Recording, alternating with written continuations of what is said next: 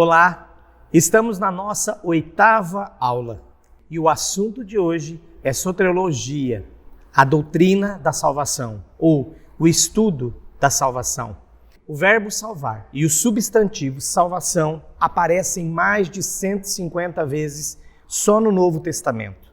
Nele não há distinção entre salvação espiritual, da alma, do espírito, e a salvação corporal, mas encara a pessoa inteira, pois um homem carregado de pecado corre perigo total, tanto no corpo quanto na alma. Uma vez tal pessoa convencida pelo Espírito Santo, não hesitará em invocar o socorro e o nome de Jesus Cristo para a sua salvação. Dentre vários textos da Palavra de Deus, eu quero ressaltar Romanos capítulo 6, versículo 23, que diz: porque o salário do pecado é a morte, mas o dom gratuito de Deus é a vida eterna em Cristo Jesus, nosso Senhor. Como já vim falando e declarando em todas as nossas aulas, em todos os nossos estudos, especialmente na matéria de bibliologia ou o estudo da Bíblia,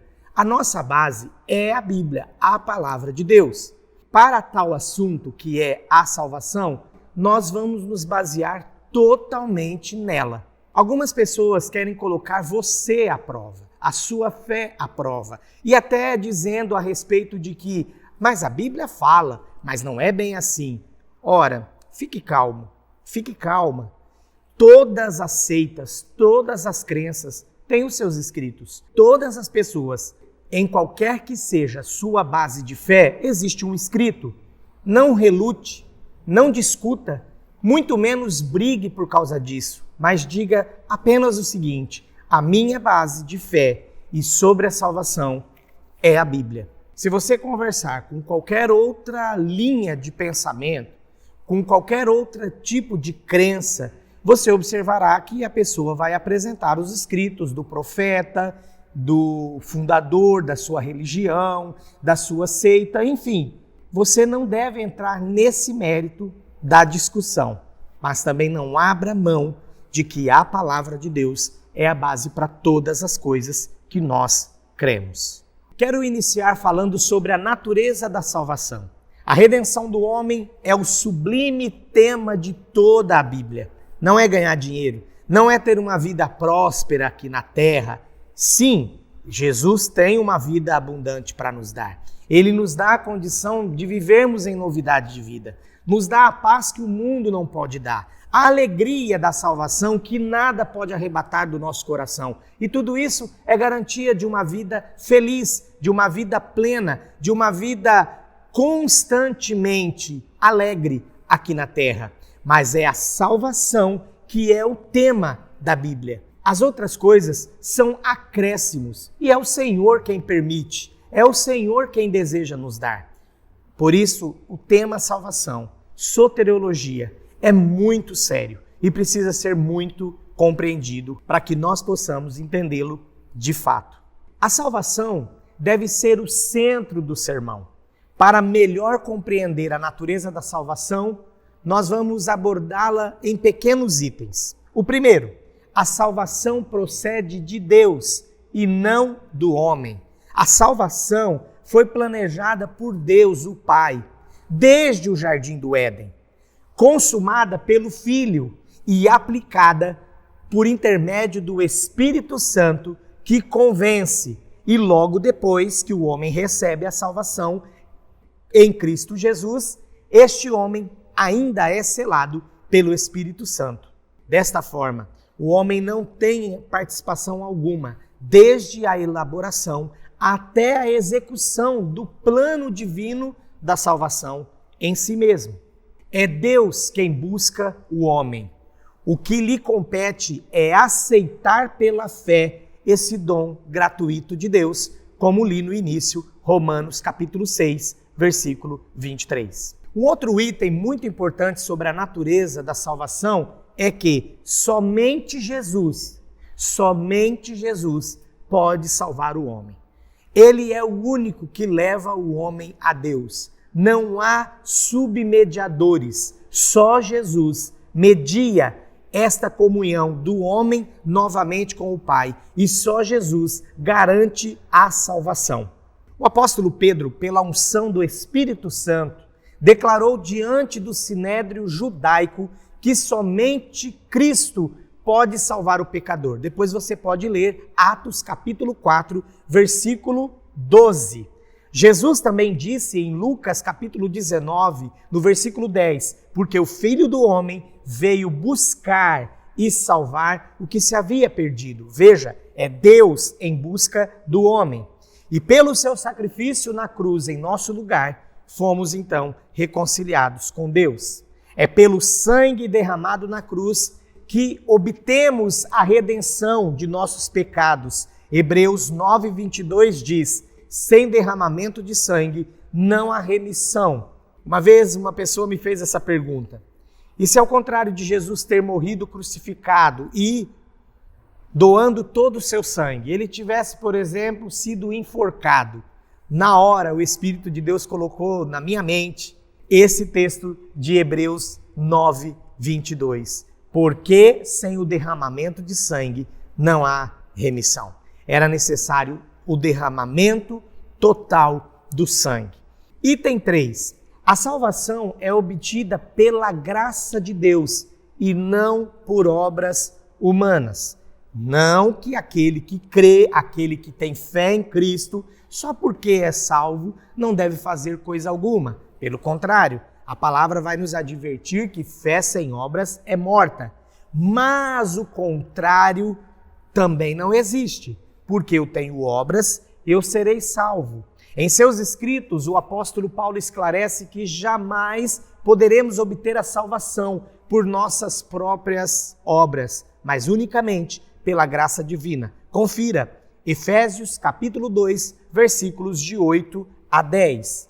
Paulo afirma também em Romanos, nos capítulos 2 e 3, que tanto os gentios como os judeus, pela queda do homem lá no jardim, estão perdidos. Portanto, todos são igualmente culpados e estão condenados diante de Deus por seus delitos e pecados. Confiar nas suas próprias obras como meio de salvação é rejeitar o plano divino nesse sentido. E Jesus, de fato, não morreu em vão. 4. A salvação abrange o espírito, a alma e o corpo do homem. A salvação não significa apenas o perdão dos pecados e a justificação diante de Deus. Ela também abrange a santificação de todo o nosso ser, bem como a nossa proteção divina, pois passamos a sermos propriedade exclusiva e um povo adquirido por Deus. É até importante você saber que os dons espirituais concedidos por Deus pelo Espírito integram as riquezas da salvação, porque sem salvação não se tem o Espírito Santo. Sem ter nascido de novo, não está selado pelo Espírito e logo não é habitação dele. 5º ponto, a salvação tem alcance eterno. A salvação no seu sentido subjetivo, isto é, na experiência humana, é expressa em 3 tempos: passado, presente e futuro. No passado, justificação; no presente, santificação; e no futuro, quando estivermos com o Senhor, glorificação. Romanos, capítulo 5, versículo 1. 1 Tessalonicenses, capítulo 5, versículo 23. E Colossenses, capítulo 3, versículo 4. O descuido quanto à salvação trará males terríveis. O maior pecado do homem é o da incredulidade, pelo qual ele rejeita Cristo. O homem que descuida ou perde a oportunidade da salvação traz sobre si um castigo pior do que a morte física. Hebreus capítulo 2, versículo 3, você vai poder conferir a respeito disso. Quero que você consulte. A nossa salvação vem pela fé em Cristo. Você já entendeu isso. A fé em Cristo constitui o meio de recebermos a salvação, enquanto que a incredulidade resulta na nossa perdição. A fé, ao mesmo tempo, requer um arrependimento total e sincero, que já é seguido de obediência, e nós falamos a respeito disso quando estudamos a questão do pecado. A Trindade Divina coopera com o pecador na sua salvação. É muito interessante. Anote isso. O Pai, pelo seu grande amor que teve pelo mundo, graça e misericórdia, conduz o pecador a Cristo, o Salvador. O Espírito Santo convence o pecador, insistindo na sua decisão. O pecador entrega-se e aceita a Jesus e é regenerado pelo Espírito Santo. Daí vem a expressão bíblica de João capítulo 1, versículo 12 e 13. Nascido do Espírito, nascido de novo. Também confira João capítulo 3, versículos de 3 a 7. Os elementos operantes na salvação são arrependimento, fé, conversão, justificação, regeneração, adoção e santificação. Eu quero falar rapidamente sobre cada um deles agora. Arrependimento. O arrependimento envolve uma completa mudança de pensamento sobre o pecado. E o arrependimento é a demonstração viva de que se precisa de um Salvador. Arrependimento é dizer não ao pecado, enquanto que a fé, como elemento da salvação, é dizer sim a Deus. Marcos capítulo 16, versículo 16. A conversão. A palavra conversão literalmente significa virar-se para a direção oposta. Na Bíblia, esta palavra é usada para descrever a mudança total que ocorre na vida da pessoa que abandona a escravidão do pecado, que infelizmente muitos pensam que pecar é liberdade, mas de fato, pecado é escravidão. Leia 1 Tessalonicenses, capítulo 1, versículo 9. Você verá como é importante deixar de caminhar em busca ou na direção do pecado e voltar-se para Cristo. A conversão, então, ela envolve dois atos: dar as costas para o eu e ao pecado e crer em Deus, voltando-se para Ele, abraçando assim a vida eterna. Justificação. Por justificação entende-se o ato pelo qual Deus declara posicionalmente justa a pessoa que a Ele se achegou através da pessoa de Jesus Cristo. Ela envolve dois atos também: cancelamento da dívida do pecado, que foi colocada na conta do pecador, mas foi paga justamente pelo sacrifício de Jesus, que morreu no meu e no seu lugar. E tornando ainda mais claro, a justificação não é aquilo que o homem é ou tem em si mesmo, mas aquilo que o próprio Cristo é, e por aquilo que Cristo faz e realiza na vida do crente a partir de agora. Leia Romanos capítulo 3, dos versículos 24 a 26, para que você possa compreender melhor ainda sobre a justificação. Regeneração. A regeneração é a obra sobrenatural e instantânea de Deus que outorga nova vida ao pecador, que aceita Cristo como seu Salvador, que entrega a sua vida ao senhorio de Jesus Cristo. Através desse milagre, ele é ressuscitado da morte, do pecado, antes morto em seus delitos e pecados, para uma nova vida na justiça de Cristo. Ao ser batizado, você simboliza isso. Ao ser imergido, você declara que está morrendo para o mundo e depois, logo em seguida, vivendo para Cristo. A adoção. A adoção é o processo pelo qual uma criança é trazida e aceita numa família, quando até por natureza não tinha nenhum direito a pertencer àquela família. Esta transação legal traz como resultado a criança tornar-se um filho, um novo membro da família e herdeira com plenos direitos sobre o patrimônio daquela família que a adotou. A adoção espiritual que a palavra de Deus expressa é baseada neste mesmo princípio. Se bem que a adoção divina ela é infinitamente mais abrangente no seu alcance e na sua finalidade. Depois que o homem que por natureza é filho da ira, Efésios capítulo 2, versículo 3, crê em Cristo, é feito filho de Deus e passa a ter os direitos e privilégios inerentes à posição de um filho. A filiação ainda traz o privilégio de tornar-se membro da família de Deus, o direito de ser herdeiro de Deus e co-herdeiro com Cristo. Romanos capítulo 8, versículos 15 a 17. Santificação. A experiência da salvação abençoa a vida do crente de várias maneiras e a santificação também é uma delas. Para melhor compreensão, há correlação entre justificação, regeneração, adoção e santificação. Faz-se necessário mencionarmos a distinção entre elas e assim você vai relembrando o que nós falamos até agora. A justificação é o estado que permite ao pecador ser considerado justo diante do Senhor. A regeneração dá ao crente o poder de resistir ao pecado e de glorificar a Deus. A adoção torna o crente um filho de Deus. A santificação desenvolve a semelhança de Deus no seu caráter. Por isso, a vida com Cristo, a vida em Cristo, a vida do salvo, é uma vida crescente, a cada dia aprendendo e melhorando, cada vez mais aperfeiçoando-se na fé. Para encerrarmos, é possível o homem perder a salvação?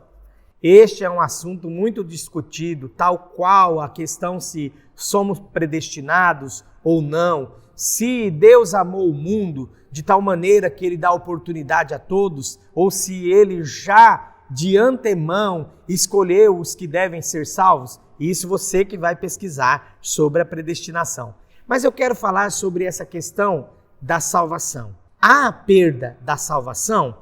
Para aqueles que argumentam que se perde a salvação, os argumentos bíblicos usados são aqueles que manifestam a questão de que a pessoa não permaneceu em Cristo, ela não continuou na fé, ela não andou na luz, ou ela retrocedeu para uma vida de pecado. Colossenses capítulo 1, versículo 23, João capítulo 15, versículo 6, 1 Coríntios capítulo 15, versículo 2, Hebreus capítulo 2, versículo 3, Hebreus 10, 38, 1 João capítulo 1, versículo 7, Hebreus 3, 14, são textos utilizados para basear o argumento de que se perde a salvação.